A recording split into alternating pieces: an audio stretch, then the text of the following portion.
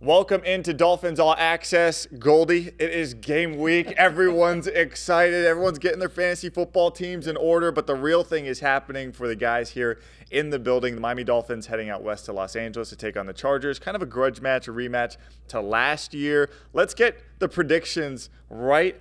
Let's get them out of the way right now. How are you feeling about the Dolphins' chances heading out west? Well, feeling really good. You know, I think it's a big factor. I think that loss last year, they may not be saying it, Mike, but I think it bothered them a little bit. Yeah. Chip on their shoulder. It was a big game in December, and they did some things defensively that really shut down the Dolphins' offense. Well, Ronaldo Hill was the Chargers' defensive coordinator. He's now here with the Dolphins. You got Vic Fangio here. You got year number two. Tua's feeling great. Yeah. He's healthy. I think it's one of the better matchups of the week, even though most of the country is really not going to see this game. Right. There's other marquee teams they're showing more of, but I really like the Dolphins' chances heading west. And the other thing you have to remember about that game last year, it was the second week of a Los Angeles or California trip for the Dolphins. They hadn't been home in 10 days. You know, they were practicing out in UCLA. Now they had kind of had 2 weeks here in Miami to prepare for this game. But, of course, everyone will look at it and circle the two names at the top, Tua, Herbert. Their third time, I believe, meeting on the football field.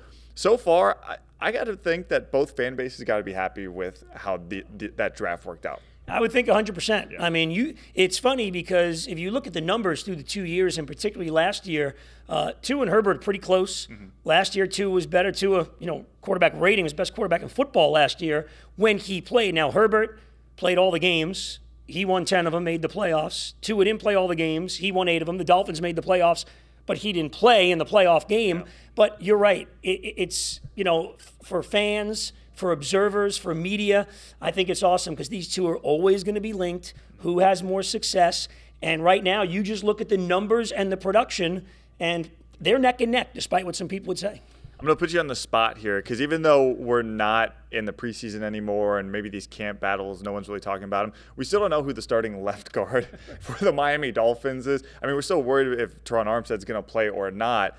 No clarity really there at that situation. But left guard going in, if you had a gut feeling, is it Liam Eichenberg? Is it Isaiah Wynn? Who do you think it's going to be? Well, I think it's going to be Liam Eichenberg. He's the depth chart. Mike McDaniel spoke about it, kind of saying, yes, believe it, but no, don't. So Mike McDaniel throwing that out there. But it seems like Liam Eichenberg is the starting left guard. But Isaiah Wynn's taken a lot of the reps during training camp, particularly late in the preseason games because Liam was banged up. And, Mike, here's the bottom line with Wynn, who hasn't played guard in the NFL, hasn't played guard since his junior year at Georgia, but got a lot of reps this summer, and he's a veteran, a high draft pick.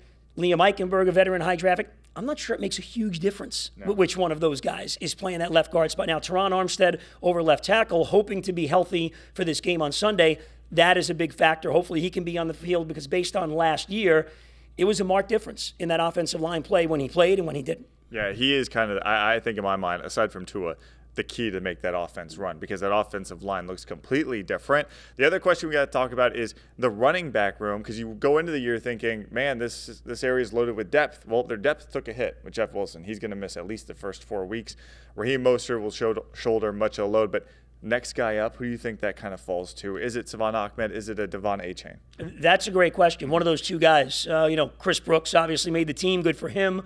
But that's a great question. I still think, and we've talked about this, Mike, since April, you and I, Mike McDaniel, that draft room, that guy, I can use that speed. I can use this guy all over the place. And we saw glimpses during preseason. They were splitting him out wide in the flat on the left side there. I still think, Ahmed had a terrific preseason when he has opportunities. But I still think in the back of that crazy playbook that Mike McDaniel stays up all night, wakes up at 3 in the morning to figure out, Devon Achane's in it. Could be a very big week for Devon Achane. Obviously, going to get his first NFL action. And then his Texas A&M Aggies are going to be down here taking on the Miami Hurricanes. So, who knows? Maybe a twofer for this guy. Should be a lot of fun. But again, the Miami Dolphins are going to open up their season this week. We can finally say it is a game week, a game you can see right here on CBS News Miami, or excuse me, we're on YouTube. So go to CBS News Miami for that one. Yeah, 4:25 kickoff for Steve Goldstein. I'm Mike Cunio for Dolphins All Access.